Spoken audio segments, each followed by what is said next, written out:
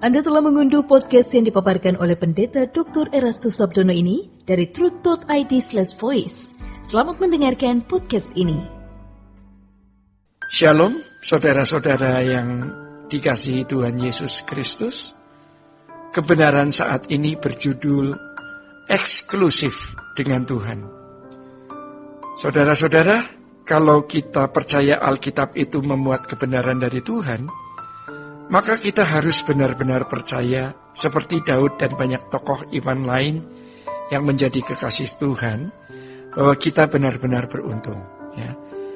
Dan kita juga mau mengusahakan diri menjadi kekasih Tuhan.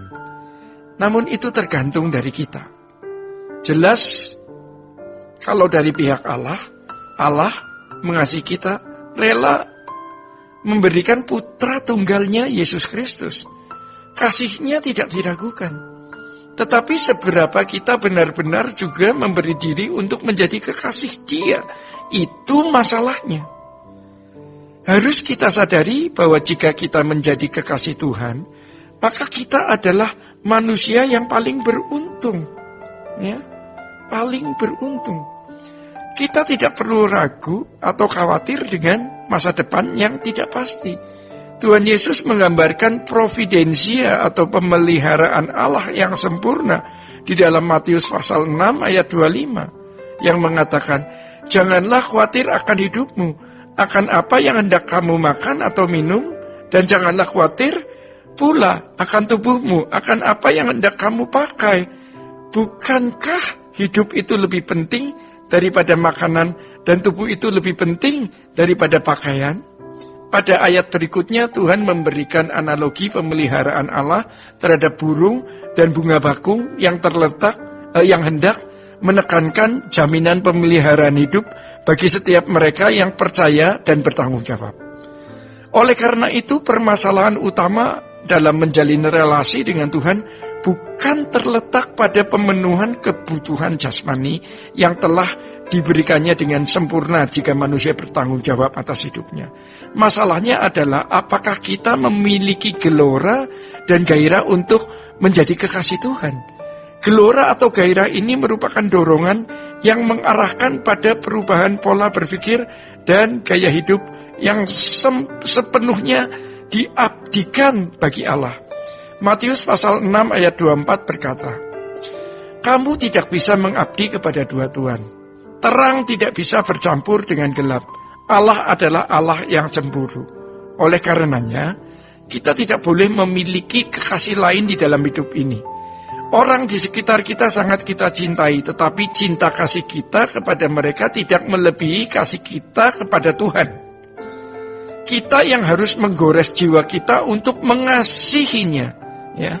Mengarahkan jiwa untuk mengasihi Tuhan tidak mudah dan perlu waktu panjang, ya. Dalam hal ini setiap individu harus memperkarakan diri setiap saat. Apakah masih ada seseorang atau sesuatu dalam hatinya yang lebih berharga ketimbang Tuhan? Sadarilah bahwa setiap kita akan menutup mata, akan tetapi sebelum hal itu terjadi, kita mau melekatkan diri kita dengan Allah. Untuk itu tidak boleh ada ikatan dosa di dalam diri kita. Kita harus belajar untuk tidak terikat dengan kesenangan dunia, harta dunia. Inilah yang disebut memiliki hubungan yang eksklusif dengan Tuhan. Menjadi kekasih Tuhan memiliki dampak luar biasa bagi kehidupan kita. Di satu titik, kita akan memiliki rasa takut dan gentar akan Dia secara bentar. Kemudian, kita akan hidup suci dan rela berkorban untuk apapun demi pekerjaannya. Semangat seperti ini senada dengan semangat yang dimiliki Paulus ketika ia berkata di dalam Kisah Para Rasul, pasal 20 ayat yang ke-24, yang berbunyi demikian. "Tetapi aku tidak menghiraukan nyawaku sedikitpun. Asal saja aku dapat mencapai garis akhir dan menyelesaikan pelayanan yang ditugaskan oleh Tuhan Yesus kepadaku untuk memberi kesaksian tentang Injil kasih karunia Allah."